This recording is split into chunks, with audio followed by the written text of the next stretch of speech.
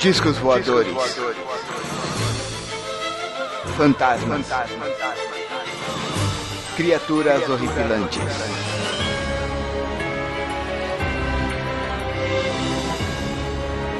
Este é Mundo Freak Confidencial.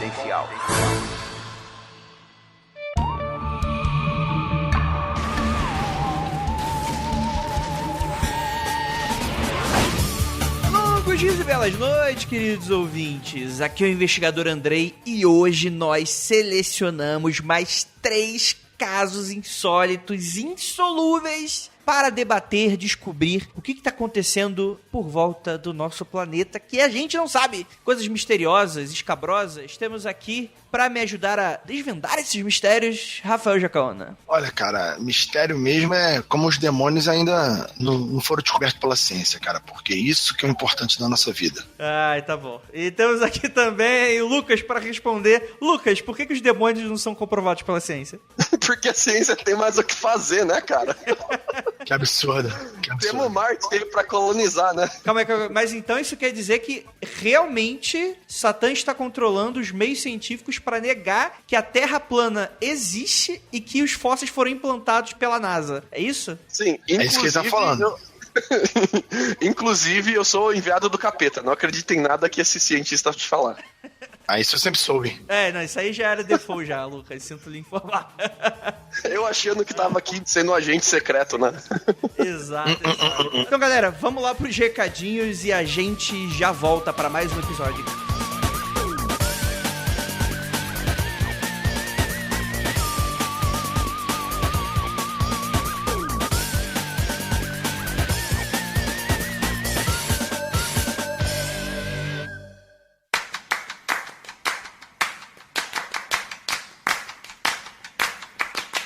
Não pula... Chegamos aqui nos recadinhos e eu prometo que vão ser apenas 2 minutinhos para entregar o que eu tenho para entregar para vocês, sem ser prolixo.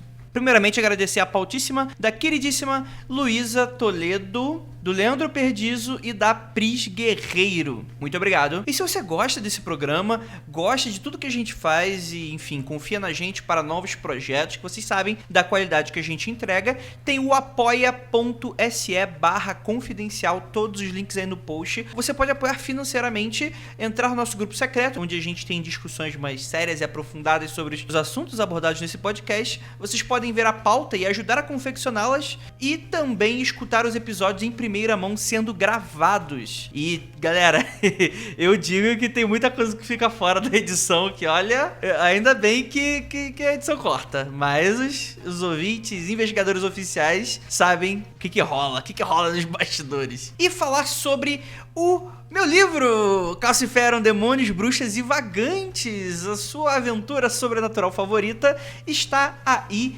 em diversas livrarias. Muita gente me perguntou: Andrei, poxa, eu consigo o seu livro, não quero pagar frete, onde é que eu consigo ele? Então, são poucas unidades que foram enviadas para o Brasil todo, então eu não tenho exatamente aonde cada qual está em cada quê, mas que... pelo menos aqui no Sudeste, já tem Livraria Cultura, Saraiva, você já dá pra encontrar um livro. Quem sabe se você for aí na sua cidade, você não acaba encontrando ele, assim como outros livros da Penumbra. Caso você não queira brincar de caça ao tesouro, você pode, obviamente, ir até a Penumbra Livros, até o site deles, lá na penumbralivros.com.br, acessar a loja e fazer tudo o que tiver que fazer. Lembrando que um anúncio que eu fiz já pros apoiadores e é a primeira vez, eu vou sortear entre eles, apoiadores, um kit Penumbra, onde vão estar todos os livros da Penumbra Livro. Olha só que bacana, porque você também concorre a sorteios. E não existe melhor parceria do que Mundo Freak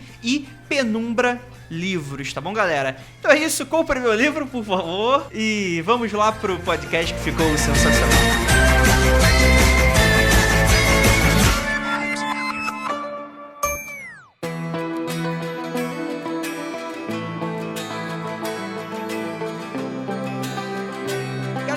Insólitos, um dos nossos episódios mais tradicionais, né? O tipo de episódio mais tradicional, que é aquele formato de 3 ou 4 casos muito bizarros que aconteceram por aí e a gente vai debater. Geralmente eles não dão um episódio inteiro, acabam não se encaixando dentro de uma listona, então a gente fala aqui um pouquinho sobre eles. Só que, gente, uma pausa antes da gente começar esse episódio, porque assim, o Mundo Freak, ele tem uma mitologia própria. Quem acompanha o Mundo Freak há muito tempo já sabe disso, né? E pra vocês que não sabem, em algum episódio, eu não sei se vocês vão lembrar qual episódio, porque eu não me lembro pessoalmente, que o Lucas tinha aquela namorada reptiliana dele. Vocês lembram qual foi o episódio que a gente contou essa história? Ah, faz muito tempo, né, cara? Faz muito tempo. Se algum ouvinte lembrar, deixa aí nos comentários. Então, cara, e aí eu fiquei sabendo de uma notícia insólita no vídeo. Lucas, o que aconteceu com a sua ex-namorada reptiliana? Sumiu. Ah, cara... Antes fosse... Eu perdeu um braço e cresceu outro. O Piccolo, né? Olha, seria maneiro. Não, ela é conspiracionista, né? Ela é daquelas pessoas que tem no quarto dela um grande painel cheio de linha de barbante. De verdade, assim, não tô tirando. A parada dela, dos amigos dela, é ficar muito louco ouvindo um Ventania. Brincadeira, são americanos. Mas o equivalente à Ventania aqui dos Estados Unidos. E brincando de teoria da conspiração, né? Aí, ela andava ficando muito louca, e ela perambulava pela cidade muito louca. Ela começou a achar que um lugar aqui da cidadezinha perto onde ela morava, que é o DMV, ele é o lugar onde você tira a carta de motorista aqui nos Estados Unidos, né? Ela achou, por algum motivo muito louco, que aquele lugar era tipo uma sede da CIA, uma sede secreta da CIA. Porque de vez em quando de noite, ela via homens de gravata e terno entrar e sair. Mas tipo, oficial do governo, sabe, bate carteira só. Só isso que os caras fazem. É um lugar de você tirar carta de motorista. Mas é pra ela e os amigos dela, não. É um lugar secreto de espionagem. E fica do lado do lugar onde eles têm a planta de tratamento de água da cidade. Fudeu. Então, pra ela, na cabeça dela, ali era uma base secreta da CIA de envenenar a água para as pessoas ficarem mais dóceis. Ela foi presa. O que essa... Caralho, vai, pra onde isso vai? Meu Deus do céu.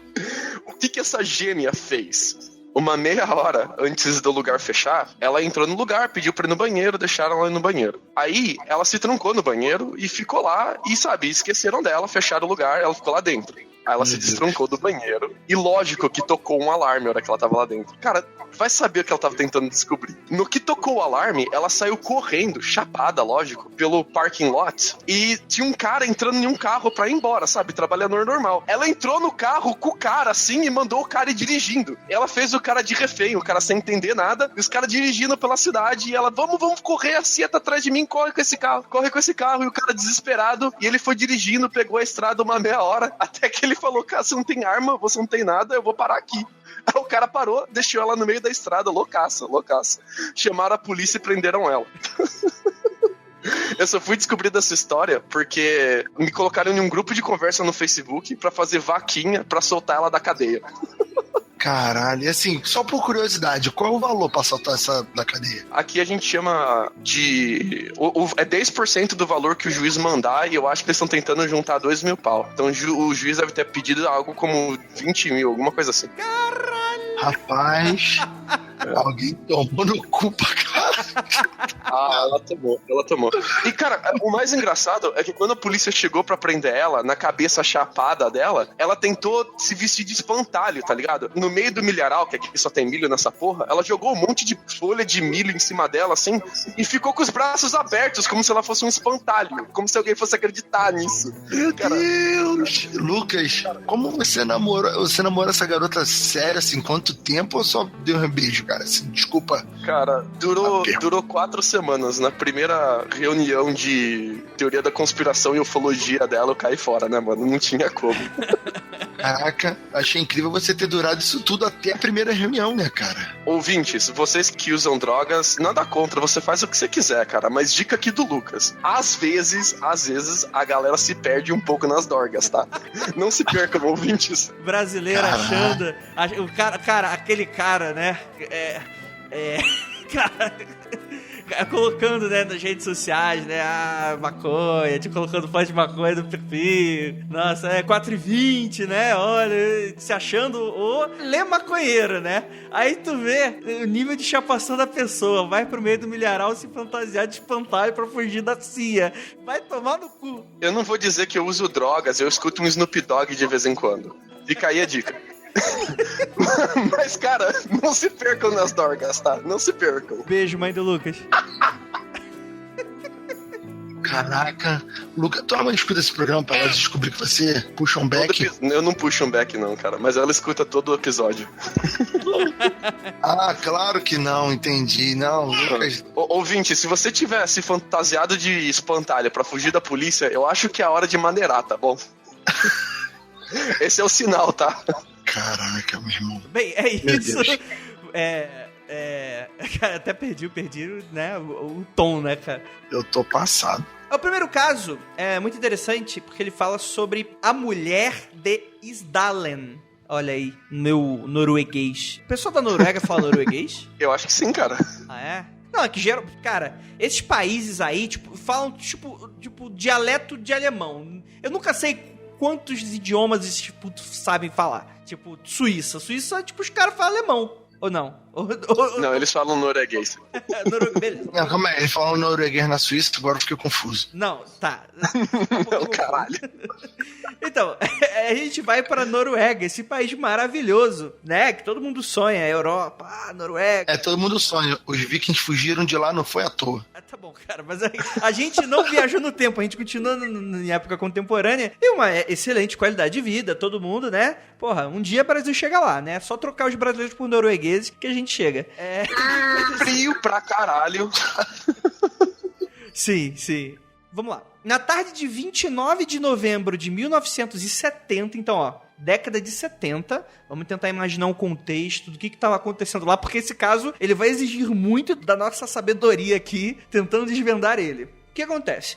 Um homem estava lá com suas duas filhas, estavam passeando, né, caminhando a pé no Monte Ouriken. É muito legal esses nomes europeus, né? No Vale de Isdalen, olha aí, que dá o nome desse caso, próximo de Bergen, né, que fica aí desse país maravilhoso. E o que acontece? Eles estavam lá passeando e tal, e é um lugar, vou deixar uma foto aí pra vocês verem mais ou menos, né? É aqueles cenários mais ou menos quase um Senhor dos Anéis, né? Então tem umas árvores, tem uns morros, tem umas pedras, né? Aí o que acontece? Eles estavam lá pulando pedra e eles acharam um corpo parcialmente carbonizado entre uma das pedras.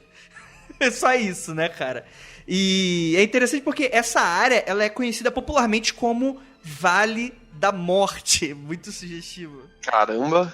Ah, cara, aqui é o Vale da Morte aqui no Brasil, é entre o Oceano Atlântico e a Amazônia. Pois é, né, cara? É isso aí. Então, mas por que acontece? É porque ali é um local onde muitas pessoas procuram para cometer suicídio. E também que ocorreram diversas mortes de alpinistas devido à neblina aqui da região. Então ele ganhou esse nome. Só que, assim, tipo, uma pessoa vai se suicidar colocando combustão no próprio corpo. Então, como é uma morte bem sólida. Então, isso chamou bastante a atenção da comunidade. Juntamente com o corpo, foram encontradas dúzias de pílulas de fenobarbital, que é um remédio para dormir, né? Eu não conhecia. Vocês conheciam? Sim.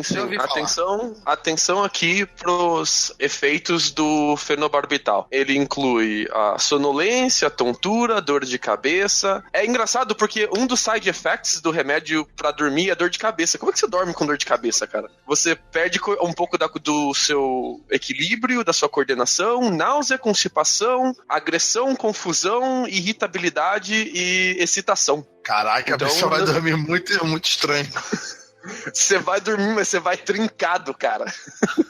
Sim, né? E além disso, tinham joias, né? Relógio, uma colher de prata, enfim. Um passaporte queimado, por motivos óbvios. Um guarda-chuva quebrado e algumas garrafas. Uma de licor e duas que cheiravam a gasolina. E apenas isso. Então é interessante porque isso a gente já coloca em uma primeira evidência, né? Que não foi um latrocínio, né? Inclusive, eu descobri recentemente que latrocínio é um termo que só existe no Brasil. Em outros países não existe.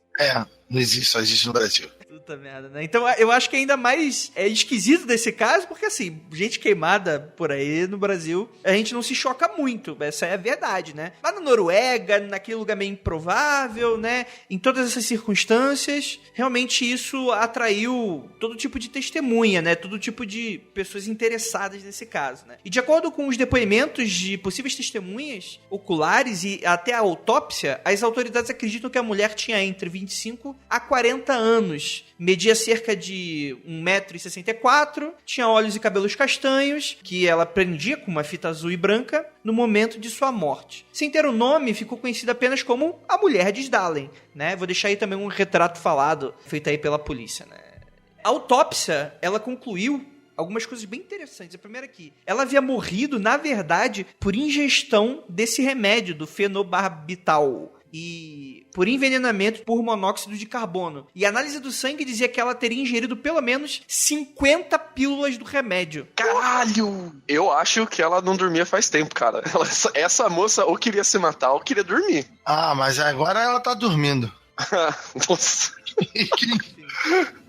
Outras evidências aqui. O seu pescoço estava machucado, possivelmente de um golpe, segundo as autoridades, e as suas digitais haviam sido apagadas. Então você tem adicionado aí mais evidências de que não foi um suicídio bizarro, né? Então foi um assassinato. Seus dentes, vários deles com revestimento de ouro, indicavam uma coisa muito interessante que a galera da região, enfim, descobriu que... Ela é um pirata.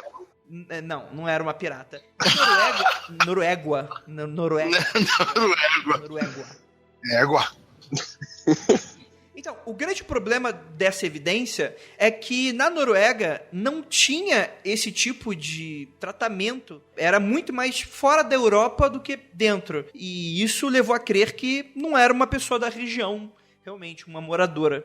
Então foi iniciada uma investigação massiva em toda a Europa, principalmente pela Interpol, né, que aí consegue fazer toda essa investigação, né, continental. E foram achadas 2 malas pertencentes à mulher em uma estação de trem em Bergen. Nela foram achadas roupas, todas sem etiqueta, uma receita médica com o nome do médico e data removidos, um diário e 130 coroas norueguesas. Cara, eu fico assim, fascinado. Não é nem com o mistério da morte, é com a polícia, num outro país que não seja o Brasil, acionar a Interpol pra achar a pessoa morta. Cara, eu acho isso muito surreal. Eu moro no Rio de Janeiro, eu não tô acreditando que isso aconteceu de verdade.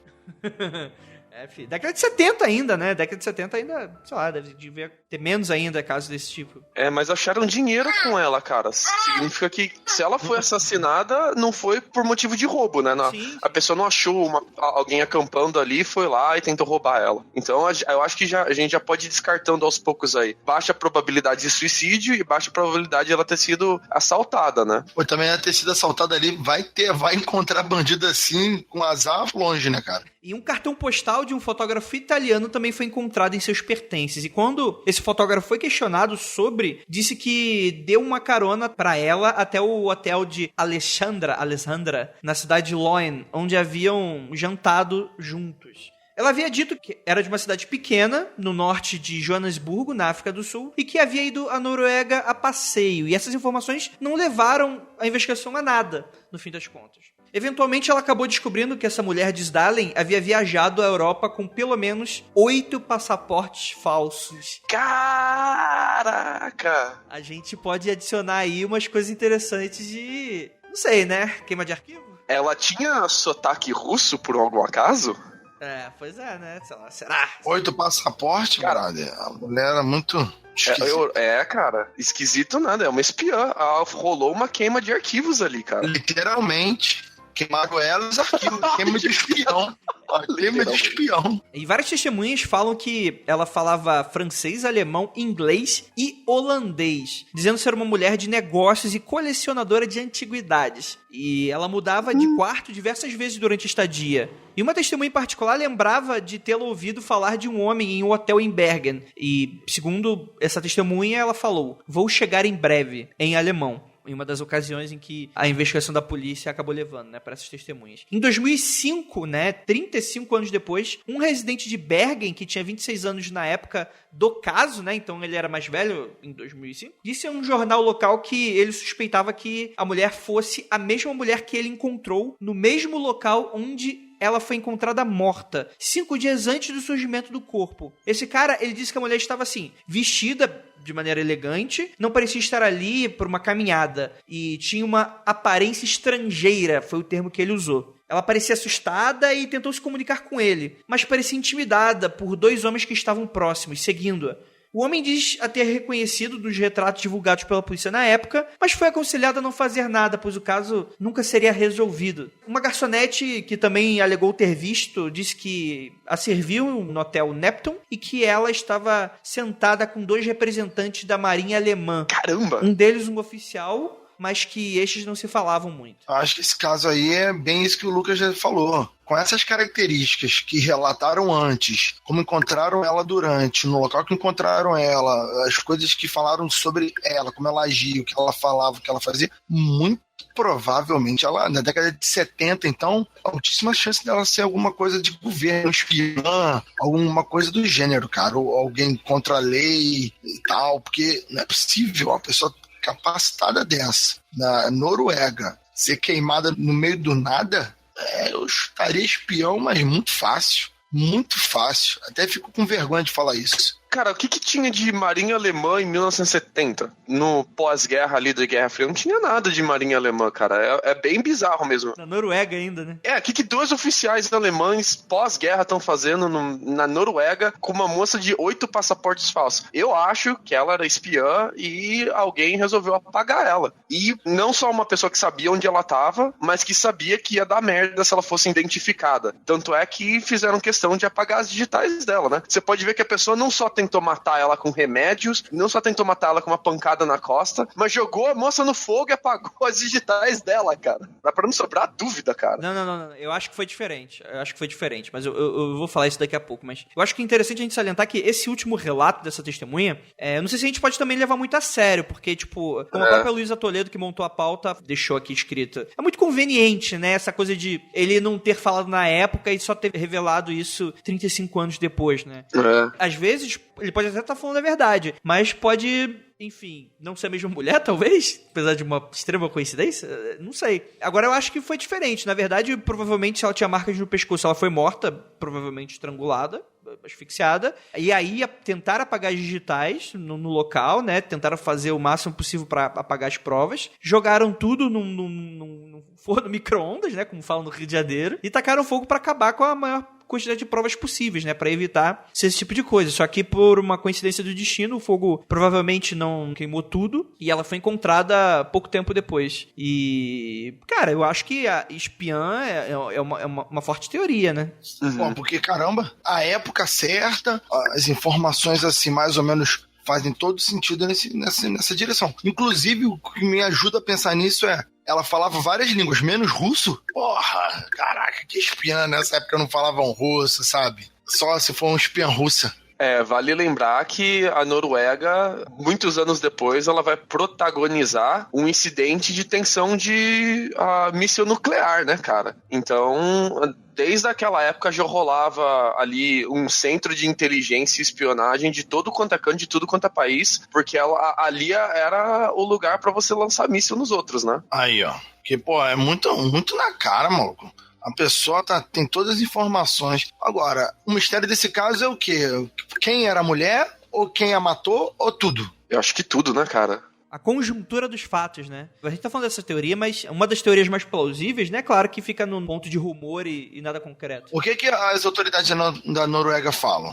É inconclusivo, você não tem pra onde, de onde que você vai continuar essa investigação. O que acontece? Uma mulher sem nome, se ela tinha 8 passaportes, você não sabe quem ela é. Por mais que você pergunte, você sabe por onde ela passou. Mas se ela tinha 8 passaportes, ela pode ir trocando de passaporte conforme ela ia viajando, né? Aí fica irrastrável, né, cara? A própria coisa de ser espiã, usar essas técnicas, já dificulta, né? Ainda mais você usando a morte dessa forma, dificulta ainda mais. Então, é um dos casos que é inconclusíveis, né? Uma forte teoria na época que surgiu, mas sem evidência nenhuma, apenas como rumores. O Lucas chegou bem perto, né? Esses rumores, eles falam que o interesse dela poderia ser uma base de mísseis próxima, né? Que ficava ao oeste da região naquela época. E pode ser aí uma grande possibilidade, né? Uma espiã russa ou algo nesse sentido. Era difícil eu ter chutado qualquer outra coisa, porque na escola a gente aprende Noruega, a gente aprende Vikings e a gente aprende crise de 1995 dos mísseis. É isso que a gente aprende de Noruega, acabou. Então, ou eu ia achar que ela era viking, ou eu ia achar que ela é espiã tentando descobrir alguma coisa sobre foguete, cara. Não tem outra coisa pra achar. Ou uma espiã viking que queria saber foguete, né, cara? Vai saber. Uma espiã Ou ela... Não, agora eu tô entendendo. Ela poderia, sabe, na verdade foi uma invenção dos Illuminati. Ela tava querendo fazer outro esquema, mas os Illuminati jogaram essa de espiã para parecer uma coisa que ela não é, que era espiã. Eles forjaram isso tudo. Claro! Cara, mas se você quer esconder uma história, você não inventa um mistério em cima dela, né? Tu inventa algo que responda, né? Se você quer esconder uma história, você não inventa uma história, ponto, né, cara? Pelo contrário. Cara, no Brasil inventaram a história do ET de Varginha pra quê? Pra esconder a verdade de quem era o ET de Varginha.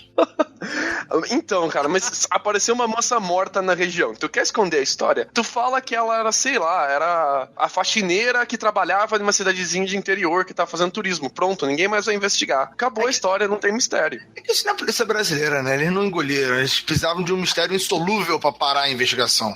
Entendi, então. Mas eu acho que se a gente for um pouco mais pé no chão, eu acho que a gente não precisa ir tão longe quanto espiã ou qualquer relação com a guerra, né? Porque essa época de 1970 ela é muito fértil na nossa imaginação. A gente logo já começa a pensar em coisas grandiosas, governos, guerra. A gente pode pensar como uma contrabandista, por exemplo, de artigos de arte, de artigos antigos, que antigamente, especialmente na década de 70, ainda rolava muito contrabando de item de museu, de coleção pessoal. E pelo que os rumores apontam, né, que tem pouca evidência, tem muito mais rumor, mas pelo que os rumores apontam, ela era algum tipo de comerciante internacional, cara. Pode ser. Aí, ó, os Illuminati aí, ó. Ela tava comercializando o quê? O Santo Sudário ou alguma peça de Jesus Cristo, rapá. Pirâmide com molho, cálice sagrado.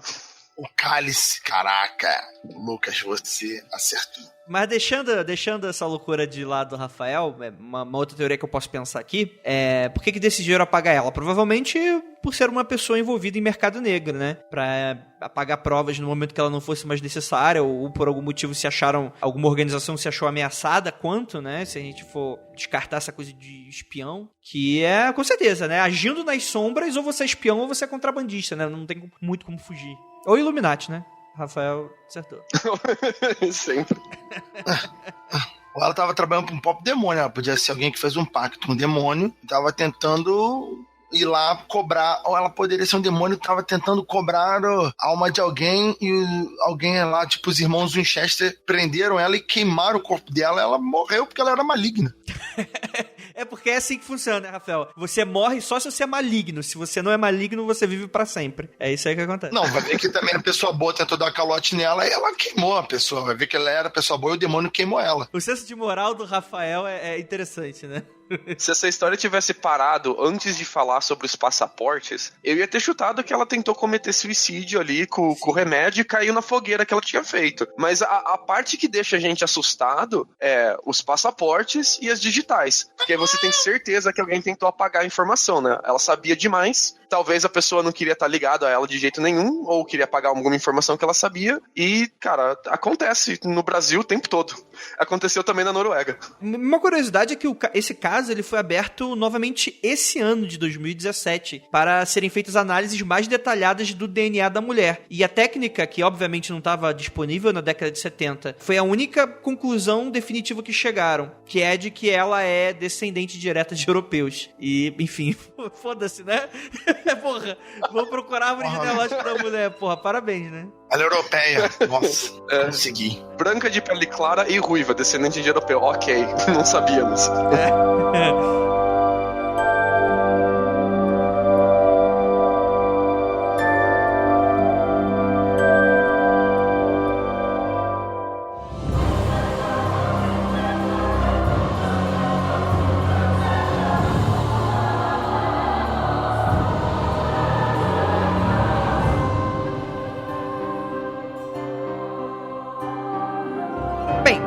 Achavam que a gente ia sair da Noruega? É claro que não, porque afinal de contas, né, quando a gente vai pra Noruega, a gente não quer sair dela. Porque o próximo caso que a gente vai falar é sobre as luzes Resdalen. Provavelmente meu alemão tá todo cagado, né?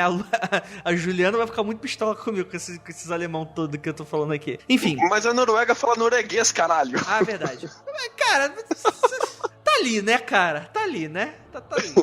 Hesdalen é um pequeno vale na região central da Noruega, que no final de 1981 e até 1984, esses moradores que viviam nesse vale ficaram muito preocupados e alarmados com luzes estranhas e inexplicáveis que apareciam em vários locais. E foram observadas centenas de luzes no auge da atividade. Havia cerca de 20 relatos por semana. E as luzes de Hesdalen, como elas ficaram conhecidas, são de origem desconhecida até hoje. Aparecem tanto de dia quanto de noite, flutuam através e acima do vale, e são geralmente luzes brancas, brilhantes, às vezes amarelas ou até vermelhas, e podem aparecer acima ou abaixo do horizonte. Andrei, como que uma parada aparece abaixo do horizonte? É simples, você olha pra frente, tá olhando pra frente? Tem o horizonte, ponto de fuga. Pra baixo é chão, cara. Calma, deixa eu terminar de falar, cacete. Ele tá pensando. Cara, o ponto de fuga não é o seu chão, porque o seu olho fica no chão, ô Lucas. Não fica no chão, né? Não. Não tem olho no dedão do pé. Se tu tá num vale, então tu tá num grande buracão criado por Deus, ou pela natureza, ou por Satã, dependendo de alguns... Ah, saquei. Então, tipo, aparece assim, perambulando o vale, mas mais perto que lá. Ah, saquei. Eu moro em Illinois, cara, aqui é tudo plano. É verdade, né? Enfim. Sobre a duração do fenômeno, ele pode chegar de segundos, mas também podia durar horas. Então era essa coisa bem constante e, enfim, assustou bastante pela a quantidade de vezes que ele aconteceu. Não foi uma ou duas vezes. Inclusive, alguns relatos falam que às vezes as luzes se movem com uma enorme velocidade. Em outras ocasiões, essas luzes pareciam balançar lentamente para frente e para trás. Em outras ocasiões, eles passaram no ar. E, cara, é bizarro, né? Obviamente, a primeira coisa que você pensa é sobre relato ufológico. Mas, tendo em vista essas descrições, vocês conseguem pensar em alguma explicação possível? Vai ter disco voador ali. Forte. Afinal, o que tem luz no céu? Aurora boreal? Não pode. Papai Noel passando de rena? Talvez, tá ali na área. Talvez, né, cara? Talvez. Cara, a gente tem descrição de raios globulares espalhados pelo mundo. Pode ser que aquele lugar seja um lugar propício para raios globulares e a gente não sabe o porquê. Mas eu sempre tenho um receio com essa resposta, porque ela é uma resposta estilo religião, sabe? Sabe quando a pessoa não sabe a resposta, ela fala, é Deus. A raio globular virou, é Deus dos céticos, entendeu? A pessoa não sabe o que é o fenômeno, tem luz no céu, raio globular. Eu não gosto muito dessa resposta, mas é o que mais se encaixa que a gente conhece, cara. O bizarro não é o fato de ser luzes, mas a forma, a descrição do movimento da luz, né? Que a gente não sabe se é um foco de luz, se é reflexo de alguma coisa, mas parece que tá sambando, desenhando, brincando ali no ar, de forma livre, leve e solta. E eu, pelo menos, não tenho nenhum conhecimento de nada que faça esse tipo de movimento, de fenômeno emitindo luz assim. Sabe, a gente não pode falar que é drone, porque vem desde lá de trás, não é uma coisa nova. Tem todo tipo de informação pra gente realmente não saber o que é, cara. E a imagem que tá aqui na pauta, pelo menos, é sinistra, cara. É sinistra. Porque fica claro que não é reflexo, é uma fonte de luz. E é uma fonte de luz forte, e é uma fonte de luz longe, cara. É sinistro. Pois é. Então, eu vou falar sobre essa foto. Só que antes de falar sobre essa foto, eu só acho que vale a menção, porque às vezes o ouvinte... A gente já chegou a falar sobre raios globulares aqui no Mundo Freak, principalmente em podcast sobre ufologia, mas vale, acho que a remensão, né? Raios globulares, eles são um fenômeno em que é descrito como um raio, né? Um relâmpago, em que ele funciona de uma forma meio esférica e que ele vai de baixo para cima. Muitos falam sobre isso. Só que assim, esse fenômeno, ele é considerado por alguns da ciência e outros não. Então assim, ele é um fenômeno que ele nunca foi realmente comprovado. Ele não é meio comprovável porque existem muitos poucos relatos sobre. Mas é uma possível explicação de um fenômeno talvez natural extremamente raro que pode acontecer e, enfim, as pessoas poderiam ter essas explicações. É geralmente ligado a tentar explicar fenômenos ufológicos com esse tipo de fenômeno, né? Principalmente se a gente for pegar aqueles relatos bem antigos que o pessoal da ufologia também gosta de levantar pra si, que é, por exemplo, aqueles folclores, tipo como é que é aquele dos mastros dos navios? Eu esqueci agora.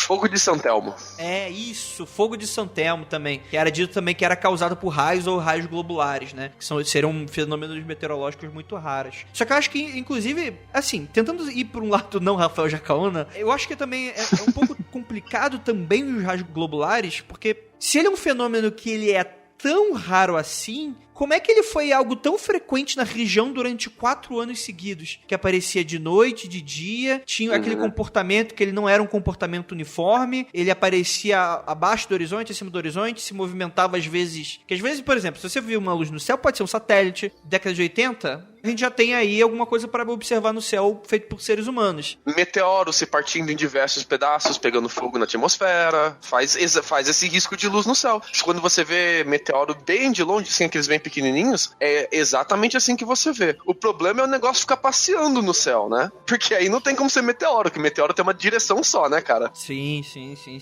Acho que esse é realmente um grande mistério. Se, obviamente, as testemunhas estiverem corretas, né? Se não for coisa de tabloide. Mas eu acho pouco provável, porque... Enfim, eu nunca ouvi falar sobre Noruega ser um grande centro de Londres, por exemplo. O Brasil, o bebê diabo, né? Até porque se são relatos de 4 anos aí, não deve ser uma cidade grande, né? Também. Então, poucos moradores. Por que talvez pessoas criariam esse tipo de coisa? Dentro da própria cidade, talvez... Não sei, alguma coisa de fora, tipo um tabloide de fora, tipo o tabloide de Londres falando sobre pegar uma cidade aleatória da Noruega pra falar porque seria muito difícil lá verificar? Pode ser, talvez, né? Levar pra... pode ser, né? Eu gosto disso, vocês ficam inventando um monte de coisa pra esconder a verdade que tá na sua cara, tá? Então continua inventando aí. Cara... Tem que dar um braço e torcer. Eu sou assim, quando a explicação é muito óbvia, o André deve ficar chateado, porque eu falo logo, ó, isso aí não tem nada de sobrenatural.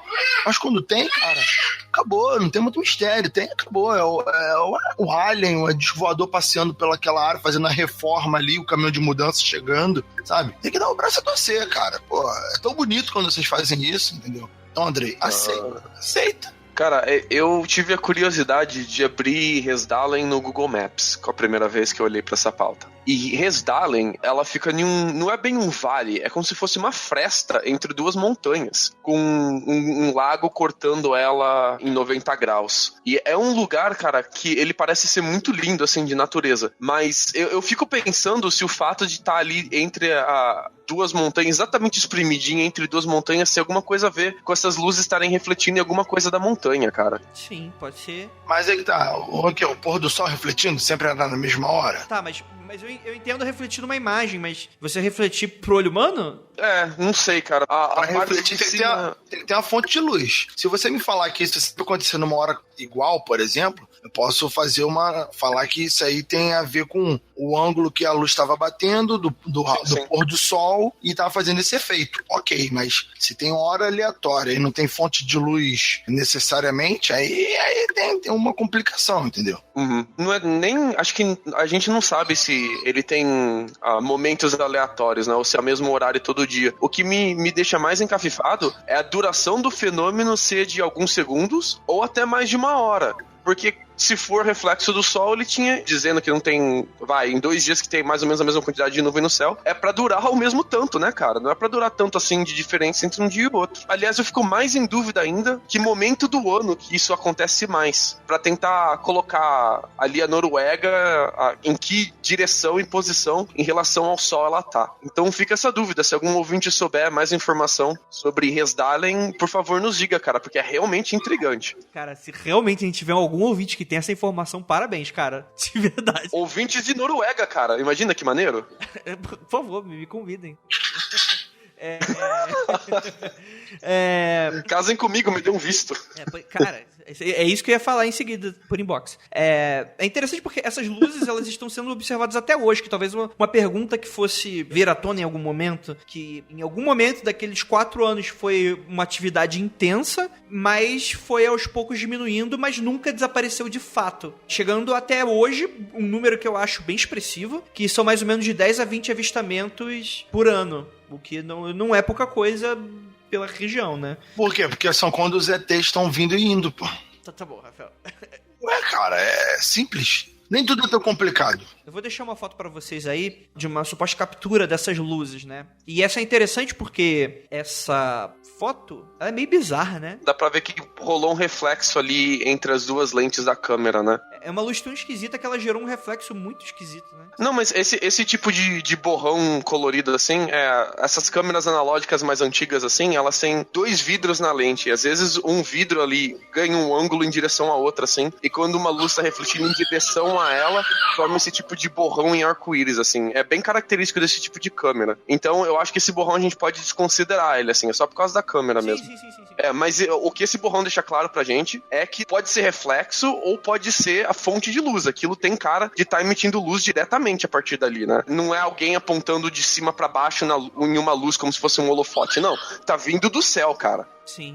É muito legal porque quando eu vi essa foto pela primeira vez, a primeira coisa que eu pensei foi aqueles efeitos de fotos de longa exposição. Pro ouvinte que não é muito conhecedor de fotografia, eu vou explicar o que é isso. Você provavelmente já viu algum amigo com algum tipo de efeito. Algumas câmeras semi-profissionais, algumas não, todas, né? Não sei se todas as semi-profissionais, mas profissionais ou semi-profissionais, você pode ver nas configurações e setar algumas coisinhas, inclusive o tempo de exposição da foto pra luz. O que é isso? Dependendo da câmera, você pode aumentar a exposição de luz ou diminuir. Se você aumentar a exposição de luz, quer dizer, deixar maior tempo... Porque é foda, porque eu vou ter que explicar o básico sobre fotografia, né? De câmera escura e tal. Tempo de abertura só. Quando você bate uma foto, a câmera abre a portinha, deixa a luz entrar e fecha. Só que bem rápido. Quando você deixa a abertura pra durar mais tempo, ela abre mais devagar e fecha mais devagar e mais luz entra. Se tiver alguma fonte de luz fazendo um movimento muito rápido, enquanto a portinha tá abrindo e fechando, vai parecer um borrão. Bastante gente brinca de balançar a câmera, deixar a abertura muito lenta e balançar a câmera enquanto tira foto de alguma luz neon, alguma coisa assim. Porque sai borrão, sai bonito. Não. É o contrário. Você tira a foto da pessoa e a pessoa segurando alguma fonte de luz, tipo um celular, ela faz um movimento rápido e quando você vê na foto, sai como se ela estivesse desenhando na luz. Porque a câmera ficou tanto tempo aberta que ela pegou aquele movimento e a luz saiu desenhada. É um efeito muito legal, parece uma parada meio Harry Potter, né? Sim, mas eu tava pensando mais no fotógrafo tirando foto de alguma coisa de longe, assim, sabe? Sim. Porque teve um tempo que eu namorava uma fotógrafa e a gente morava em Nova York. Ela trabalhava pra Harper's Bazaar. A gente saía de noite em Nova York e a gente gostava de tirar foto das placas de neon. Porque tem muita placa de neon maneira em Nova York. E a gente gostava de brincar com a câmera. Então a gente brincava com a abertura, com os settings da câmera e tentava fazer formas diferentes com a parada de neon. Às vezes a gente brincava de mexer a câmera bem rápido, às vezes de mexer a pessoa passando por trás da placa, porque a gente, quando é placa de neon, a gente não tem como mexer a placa, entendeu? Não tem como tirar uma placa de neon de um bar e mexer a placa, sacou? Com a lanterna é legal brincar de lightsaber, porque com a lanterna você consegue mexer lá no ar. Mas é bem legal, assim. Aliás, eu posso até mandar pra deixar no post, assim, as fotos que a gente tirava. Eu acho que eu ainda tenho elas. O único problema desse efeito que eu acabei de descrever, ele poderia muito bem ser a resposta. Só que o problema é, as estrelas atrás, elas não estão com esse tipo de movimento, né?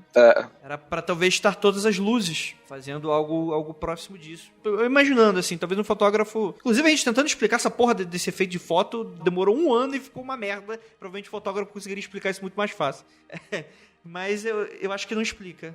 A galera que é profissional tá odiando a gente agora, cara. Não me odeiem, fotógrafos profissionais. E é muito interessante porque a Luísa, ela deixou um vídeo no final da pauta sobre esse caso. Ela deixou na bibliografia. Ah, é do Truth Loader, não é? Ah, eu já vi esse vídeo. O Truth Loader é tipo Fatos Desconhecidos americano.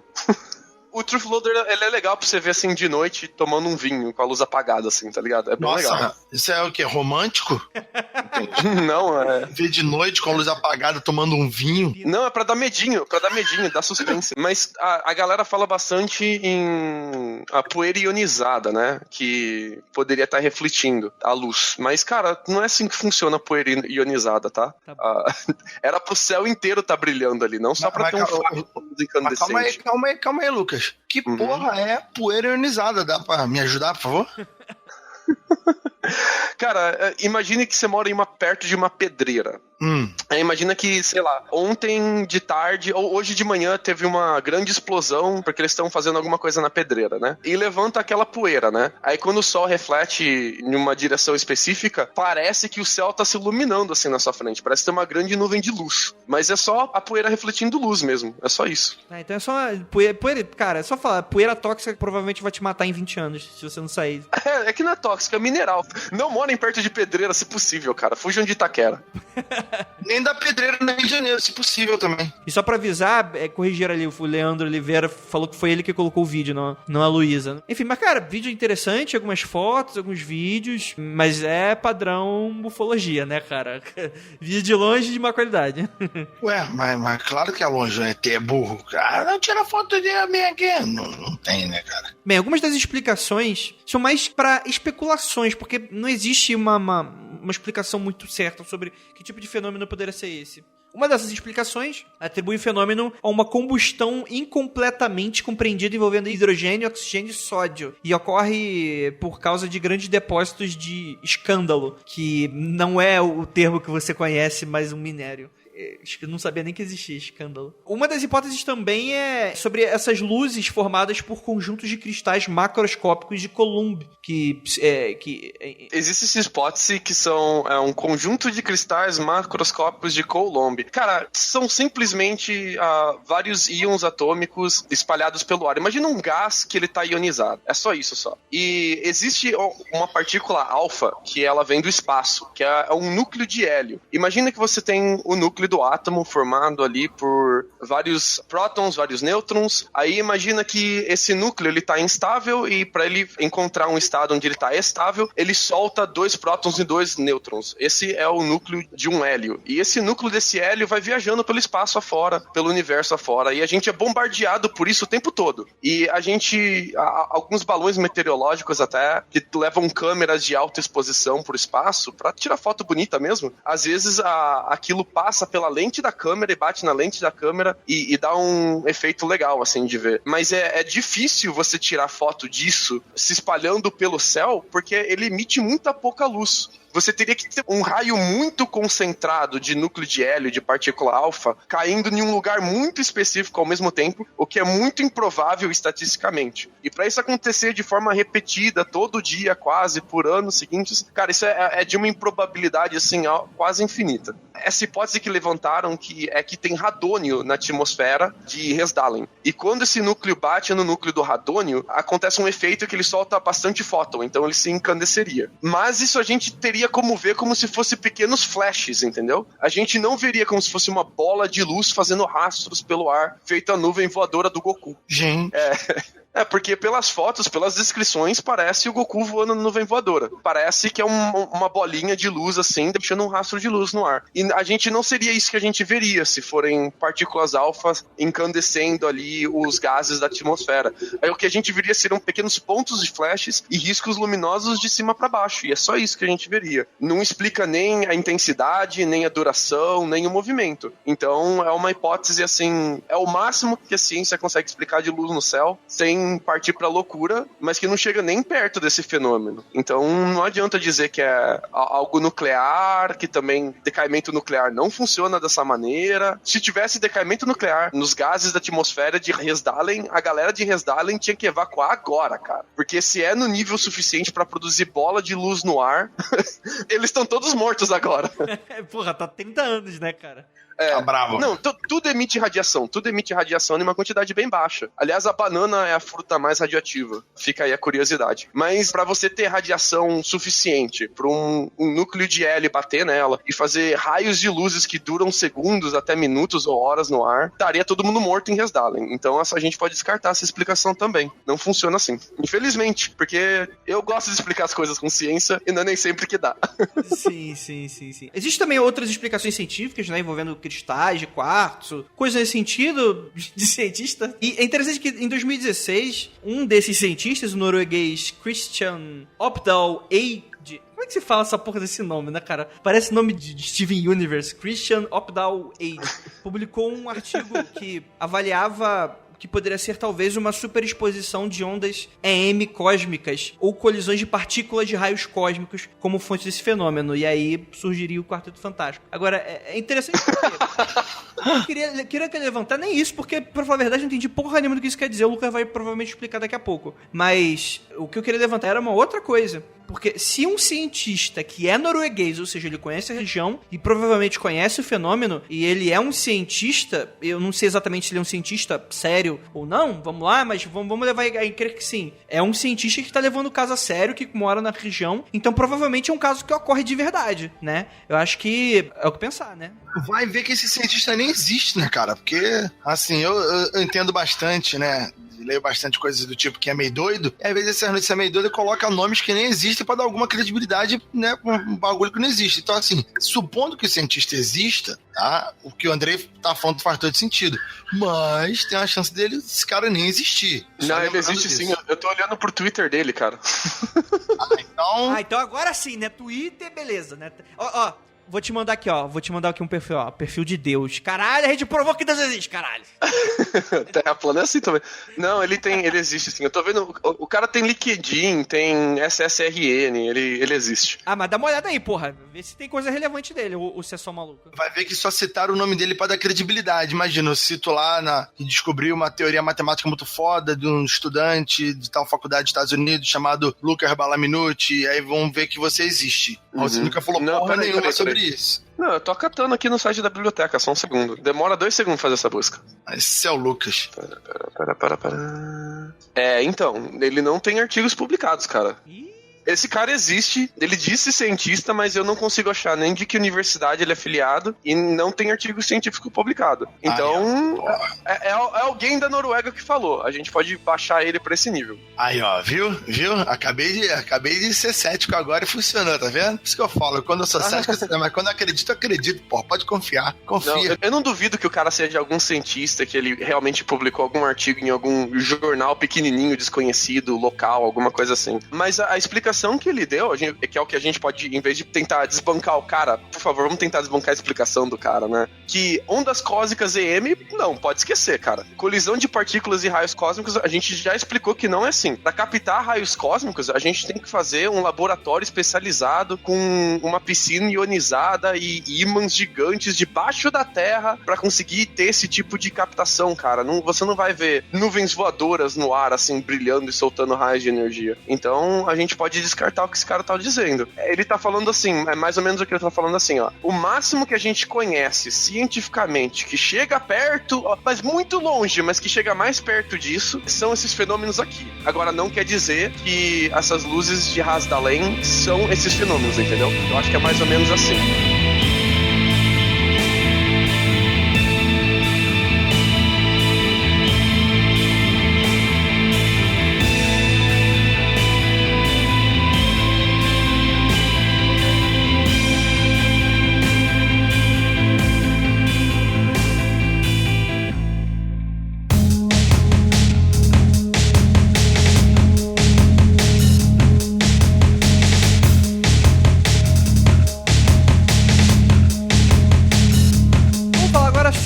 Desaparecimento de Everett Hughes, que foi um artista e explorador norte-americano que nasceu em 28 de março de 1914 em Oakland, Califórnia. Filho de um pastor e de uma dona de casa, sua família se mudava constantemente. Ainda criança, ele esculpia em carvão, barro e desenhava, né? Uma criança prodígio aí. Ao se formar na escola secundária em Hollywood, ele percebeu que não era bem isso que ele queria pra sua vida. Aparentemente, ele encontrou consolo da sua tristeza viajando. E ele passou a viajar muito, invariavelmente sozinho. Ele cruzava o país de ponta a ponta, mandando cartas apaixonadas para suas famílias, amigos. Para suas famílias, não, para sua família e amigos, né? Plural de família é foda.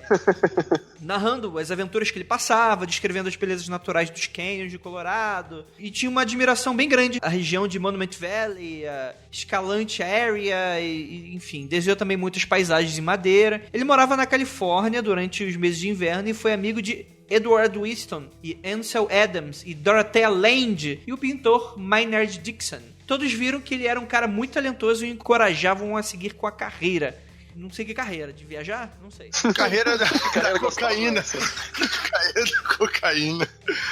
Fica na carreira aí, tipo político brasileiro. Vai fundo. Meu caralho. O Maynard Dixon, cara, ele é famoso pelas pinturas de paisagem dele, mas especialmente por causa das nuvens. Ele faz nuvens com formatos intrigantes e de formas vívidas. Então, ele fica famoso por horizontes vazios ou montanhosos no deserto e nuvens grandes. Mas é o único que eu conheço dessa galera. O Hulse acabou não escrevendo nenhum livro durante sua vida, mas foi um diarista vitalício e enviou suas centenas de cartas pra casa. Ele era um cara muito adepto desse tipo de coisa. E suas revistas, arte e poesia foram mais tarde publicadas em 2 livros. O primeiro deles, On Desert Trails with Everett Hulse. E Everett Hulse, Vagabond for Beauty. A última carta de Everett para seu irmão, Waldo, disse: "A quando eu revisitar a civilização, não será em breve. Não fiquei cansado do deserto. É suficiente que eu esteja cercado de beleza. Este foi um ano rico. Não deixei nenhuma coisa estranha ou deliciosa que eu queria fazer." É uma carta bem... Suicida. Não sei, não. Às vezes o cara... Coincidência, né, cara? Não, ele parece satisfeito, né? Ele parece, não digo feliz, mas parece que ele tá gostando ali do local. Satisfação, né? O cara, beleza, cansou aí o Kundalini dele, tranquilo. O quê? Como é que é? O Kundalini? Sei lá, verdadeira vontade. O cara tava feliz, né? Cara, quando o pessoal manda uma dessa, tipo, não dura muito mais não, sabe? Tipo, tô bem, já consegui já o que eu queria. Aí Papai do Céu leva, né? A pessoa acorda, dá aquela espreguiçada e Papai do Céu dá aquela puxadinha pra cima, né? Pelo braço. Tem um tonzinho de despedida, né, cara? De já alcancei o que eu queria alcançar, né? Sim. E assim, galera, ele era bem novo. E no outono de 1934, ele viajou pra Escalante. Nessa época, ele tava com 20 anos só, no sudeste de Utah. E ele pretendia ir pro sul do Arizona pra passar o inverno. Porém, no fevereiro de 35, o seu burrico, né, o seu companheiro de aventuras, foi encontrado em David Gulch. E seu último acampamento provavelmente foi em Cottonwood Canyon. E o corpo dele nunca foi encontrado. Cara, Escalante em Utah é uma cidade que fica no topo de uma montanha, de uma região super montanhosa. É uma cidadezinha que tem ali seus 4.000, de vez em quando 5.000 habitantes, e não tem absolutamente nada em volta por muito tempo. Cara, fica longe de tudo, assim. É um lugar extremamente inacessível. Não tem indústria, não tem comércio, só tem uma estrada que passa pelo lugar. E é uma cidade que, cara, a hora que você engatou a segunda, já acabou a cidade. Isso é a cidade de primeira que a gente chama aqui no Rio de Janeiro. Quando você engata a segunda marcha, já acabou, só vai de primeira. E imagina a cidade, ela é um grid de 6x6 blocos, cara. É isso, 6x6. Não tem mais nada, cara. É minúscula, cara. Minúscula. É mais do que muita gente merece. Caralho, o Rafael tá muito pistola. Que isso? Não, mas é interessante que, tipo assim, era um local que gostava, né? Ele não foi levado pra lá. Ele tava lá porque, enfim, era o que ele curtia fazer, né? Pô, o cara tinha um burro, né, cara? Caralho, o cara, tipo, gostava de viajar. Existe uma lenda que fala que existe uma testemunha da morte desse cara, que é o jovem navarro chamado Anneth Ness, que depois de 37 anos... disse a sua neta, a Daisy Johnson, que ele testemunhou, que ele, na verdade, o que ele disse? Ele disse que viu, na época, ele estava em Comber Ridge, perto da fronteira ali com Utah, com Arizona, quando viu 2 índios Utes assassinando um jovem branco e levando suas mulas. O navarro, né, o Annett, ele pediu pra neta levá-lo até o local onde ele tinha enterrado o corpo, numa fenda. E ele precisava pagar uma mecha do cabelo para fazer uma cerimônia de cura ou coisa desse sentido. E com isso foram realizados testes de DNA e o resultado concluiu que os restos eram dele. Só que o que acontece? Em 2009, o arqueólogo Kevin Jones verificou que os restos do crânio não correspondiam aos registros dentários do Hulse. E novos testes foram conduzidos pelo Instituto de Patologia das Forças Armadas. E o que aconteceu? Não eram dele dessa vez, olha aí. Eita... É uma história que também não tem muita resposta, né? O seu desaparecimento é bem misterioso até hoje. Ele não é considerado um suicida, de maneira geral. E, além disso, ele sempre se mostrou muito desconfortável entre homens, né? Preferindo estar sozinho, vagando, né? Ele era um cara meio socialmente... Era um vaqueiro. Ele tem todo esse aspecto, toda essa fala, toda essa pompa de cowboy, né, cara? E é engraçado, porque ele parece ser um cowboy bem fora de época, assim, né? Já tinha acabado toda essa era dos cowboys, né? O engraçado é que, no caso, diz que o último acampamento provável dele foi em South Willow Canyon, não é? No Cottonwood Canyon, desculpa. são 5 horas de viagem, cara, de carro, na estrada boa. E é um terreno extremamente montanhoso que ele cruzou. E eu fico me pensando o que esse cara tava fazendo no meio do deserto de sal, subindo e descendo montanha no burrico, cara. Uma pista interessante, mas que pouquíssima evidência, é que um cara chamado Greg Funseth, em 2001, acabou achando em uma das cavernas do deserto escalante uma coisa interessante, né? Que o pai desse cara, do Hulse, acabou atribuindo por ter sido feito pelo filho dele, né? Que era uma palavra que foi escrita Nemo, tipo peixe, e logo abaixo a data de 1934. Vai ver que ele escreveu o roteiro nessa época, alguém achou e depois fizeram. Caralho, cala a boca, Rafael, pelo amor de Deus. Enfim, é dito que essa palavra sempre assombrou o pai dele, pois ele pensava que o significado dela talvez o ajudasse a entender o que aconteceu. E, enfim, é uma história bem interessante, né? Eu acho que, tipo assim, quando você é um pai, né, você vai se prender a qualquer coisa, né, pra tentar buscar algum tipo de solução, né, pro mistério. Isso aí tá parecendo até a história do cara do Acre. Pois é. Não por outro motivo. Mas enfim, pode não ser nada violento. O cara andava por ali, o próprio Lucas tá falando aqui que, né, é uma região bem complicada, às vezes ele morreu. Fome, sim. Vai ver que ele caiu numa fenda, num buraco, o braço dele ficou preso e ele não tinha um canivete, cego. E ele ficou preso e tá lá até hoje. Coiotes. Eu acho que foram os coiotes. Não tô zoando não, cara. É um lugar extremamente, ainda muito difícil de você andar dirigir nas estradas de lá já é um sufoco. Eu não faço ideia do que seja tentar descer do inverno, subir, descer montanha em um burrico, cara. Se você não souber o que você tá fazendo, se você não souber onde conseguir comida, manter seu suprimento, se aquecer legal, é uma água suja que você bebeu e você passou mal, ou é uma comida que atraiu coiote, ou você morreu de hipotermia porque choveu, suas coisas ficou molhadas, você passou frio. É extremamente fácil de se sumir nesse lugar nessa época, cara. Imagina que você tem um corpo, que você matou alguém e você quer esconder esse corpo pra não ser encontrado. Vá na região de Escalante, cara, e vai lá e enterra esse corpo, porque ninguém vai achar. Sim, com certeza, com certeza. Bem, galera, esses foram os 3 relatos dessa noite. E aí, o que vocês acharam? Vocês têm teorias sobre esses 3 casos misteriosos? Deixem aí nos comentários. Acho que é isso, né? Gostaria de agradecer muitíssimo a presença do nosso queridíssimo Lucas. Aí, obrigado, galera. E pra quem elogiou os nossos últimos episódios, especialmente o de Guerra Cibernética, um beijo pra todos vocês. É pra vocês que a gente faz mesmo, cara. E quem tem a crítica construtiva, a gente tá sempre de ouvido aberto. Só chega com calma, hein? Nada de chegar com os 2 pés no peito, dando voadora. Chega com calma, chega no abraço que a gente escuta na moral, na legal ali, um com o outro, teco a teco. Um beijo pra todos os ouvintes. Esse Lucas humildão. Não tem porra nenhuma. Vai tomar coisa, eu manda o seu dono dessa porra, eu escolho. Foda-se. Quer dar feedback positivo? Dá pro Lucas. Ele que mude a personalidade dele. E também muito obrigado, Rafael Jacaúna. Cara, é isso aí. Valeu, galera. Um abraço aí. E quando tiver notícia sobre alienígena ou qualquer coisa estranha que você vê na internet, pode marcar o Andrei. Ele vai ler tudo. Que filha da puta. Ai, meu Deus do céu. É isso. E não olhem para trás.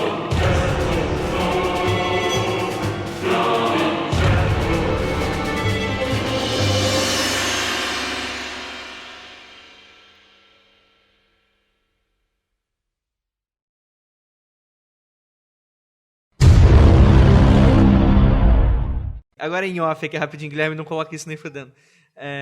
Vocês sabem da piada do cara que enfiou a banana no c... Não, qual que é a piada do cara que enfia a banana no c... Caraca. Pegou câncer e morreu. Bosta. É isso, me gente. explica, porque eu realmente não entendi. Ué, o Lucas falou que explicar piada é foda, caralho. O Lucas falou que a maior, enfim, radiação é da banana. Banana que emite mais radiação.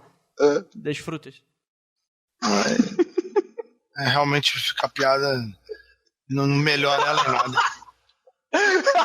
O Rafael. Cara, foi tão infame que eu não tô nem acreditando, cara. Tinha que entrar no ar essa porra. Nem eu tô acreditando, eu tô aqui sem saber qual é, do porquê dessa fonte, assim. Eu tô bobo. Tá bom, Guilherme. Coloca aí nos eixos essa porra. Que baixaria. Eu tô passado.